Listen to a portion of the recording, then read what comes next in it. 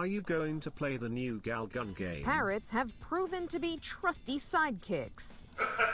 And sometimes they say Love you, the Felix. darndest things. Your stream is definitely something I look forward to during my day. Keep getting Like the this juice, parrot, motherfucker. who some believe witnessed his owner's murder. Bud belonged to Marty Durham, who was shot to death in 2015. His wife, Glenna, was also shot but survived. After Marty's death, Bud went to live with Marty's ex-wife, who says the bird seemed to be reenacting an argument he may have heard. No idea. When Bud says those words, I feel like it's being relived in front of me. Glenna Durham is currently serving life in prison without the possibility of parole for the crime. Another parrot refused to leave its human in his time of need. Firefighters responded to help a man stuck in the mud and found he wasn't alone. His pet parrot was clinging to his shoulder the whole time. This was a pretty tame pet, so that helped. I mean, Oh, that's cute. More than happy to stay on his owner's shoulder and ride the whole ride back. Jesus Christ, was this film with a potato? The bird was the reason they both got into that mess in the first place, because it flew into the mud of a recently dredged lake and got stuck. When its owner went to get it out of the mud, he became stuck himself. Hopefully, the parrot will let the person lead the way from now on. When a lost parrot was in trouble in California, it knew just where to go for help: the local police station. Verde the parrot somehow got out of his home and found himself being chased by a hawk. So he flew into the nearest open window, which happened to lead to the office of Chief Billy Green of the Fontana Police. Hawk. The department put out a notice that they found the bird, and soon after, the family came to claim him. This is one bright bird. Alexa, all lights on. Petra the parrot entertains herself by getting Amazon's Alexa to turn on all the lights in the house. She has a good chuckle at her antics. No word if her owners also laugh at their electric bill. Another call. This pranking parrot decided to crash a reporter's live shot. Australian journalist Brittany Clayan was taken completely by surprise. I can't get it off me. Oh my god, can you please get it off me? It's not funny, Burger. It's not funny. She was not happy the wayward parrot chose this moment to have its close-up. Someone came to take the parrot off her shoulder, and she continued on with her job like a pro. It turns out the bird's name was Lola, and she was lost. Appearing on television actually helped her reunite with her owner. Brittany was there for the reunion, where she and Lola called a truce. And is this the parrot that cried wolf? Diego started crying out for help when he was home alone one day. So why did they take their feathers off? But the UPS delivery man who heard him thought it was a person in distress and asked his wife to call 911. Hi, my husband is a delivery Stressed driver. out. He just called me saying that one of the doors he just knocked on, there was somebody saying, help me on the inside. We'll get someone to swing by and take a look at him. Police turned up at the house, and when they got inside, they found the culprit. Diego's human says he calls out for help because he really doesn't like being left alone. He's very people-oriented. He likes to have me around. And Diego certainly got some attention that day. For Inside Edition Digital, I'm Mara Montalbano. Oh, thanks. Much love.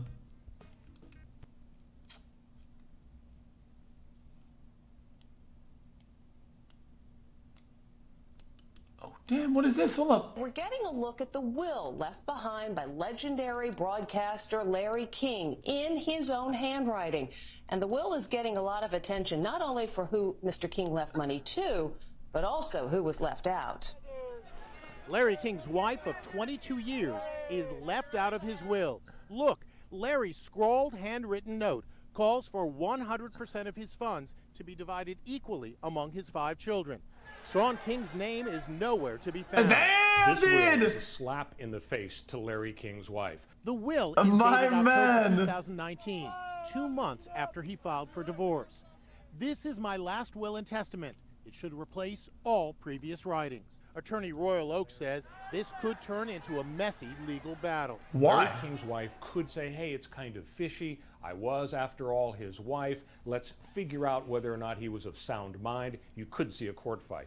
That's fucking disgusting. Eyebrows, The will appears hastily written. Chat, guys, I have to be honest, chat. Listen, you know people say, oh, cancel culture? I'd be okay if somebody was canceled for this shit. Trying to fight someone who's dead? Fuck off. 20% crossed out and replaced with 100%. Can a handwritten will even hold up? A handwritten will is totally legal as long as it's completely in your handwriting, as long as you've dated it, and there's no evidence of any coercion. There's also this shocker. The legendary broadcaster's wealth is listed as a mere $2 million. That's big money for most folks, but a huge surprise considering Larry King made millions of dollars during his legendary 63 years in show business. It's hard to believe he wasn't worth more than $2 million. Last year, his Beverly Hills mansion, which is now being renovated, sold for $15.5 million. What? Earlier, when Larry gave me a personal tour of his estate, he showed me millions of dollars worth of memorabilia. This is Kobe sneakers. Sinatra painted that. Really? Yeah. Frank Sinatra painted that? Guys, I don't have that much. King's wealth may have been in trusts as opposed to a just kidding. Sadly, 2 of Larry's children named in his will, Andy King and Shia King, have died since the will was written. King's estranged wife says at the private funeral, everyone wore suspenders in tribute to Larry's signature look. Guys, it starts with a B.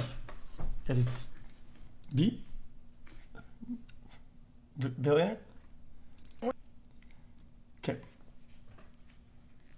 Oh, chat. What is that? No, I'm interested. Yes, I probably lost one. Many are calling this skyscraper the most terrifying building in the world. Tom Hanks sure thinks so. He was taking a stroll in Lower Manhattan when he spotted the building and tweeted, "This is the scariest building I've ever seen. What goes on inside?" His tweet sent social media into a frenzy of speculation. It's the Men in Black headquarters. I've definitely heard that there's maybe some secret government stuff in there. What is it that people find menacing? Notice, no windows. Not one window on any of its 29 I remember floors. seeing this. Those aren't windows, they're giant air vents. So what gives? Well, we can now solve the mystery, or at least part of it. Turns out the building is owned by AT&T, and it doesn't have any windows for a reason. It may be the only skyscraper in New York City built to withstand a nuclear blast. There's reportedly enough food, water, and generator fuel to sustain 1,500 people for 2 weeks. The skyscraper is located at 33 Thomas But why? Street in Lower Manhattan. Dude, According to a they know recent something. documentary, Project X, the building houses AT&T's telecommunications infrastructure and also serves as a listening post for the NSA, the super secret national security agency. When approaching facility, ring the buzzer and wait for admittance. Just look at the building. It's got no windows. It looks like something from a space movie. The building is very sensitive to the sun and temperature, so that's why you have these big vents that basically a big air conditioner. The main entrance is right here. I just finished watching the show. Essentially 2 days ago. Security told me the place was off limits to cameras. Tom Hanks is right. This is one scary place. It's pretty good. It was a good ending, but it's just not the ending that I wanted. It's okay though. I just kind of wish they had more about the the machine. I wish there was more about it. I thought it was kind of a letdown. That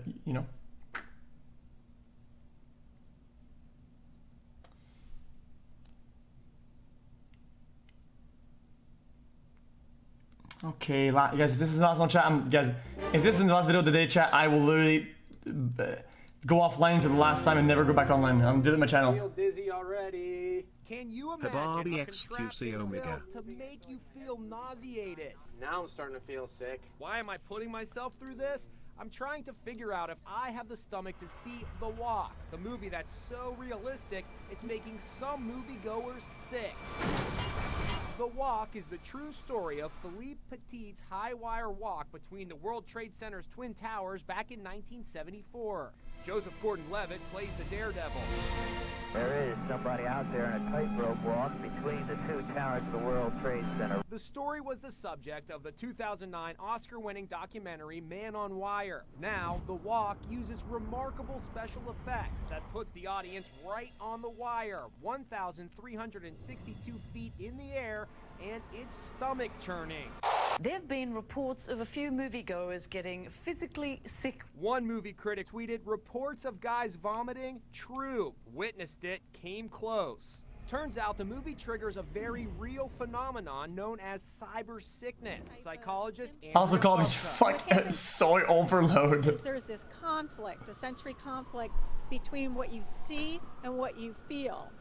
And in this case, you have the visual symptoms that indicate movement, but you are not moving, and that produces this conflict, this sickness. Dr. Bubka uses this device to simulate cyber sickness. Its nickname is the Vomitator. I'm not kidding. You're gonna actually hand me a bar. They're handing me Okay, a barf bag. but that's physical though.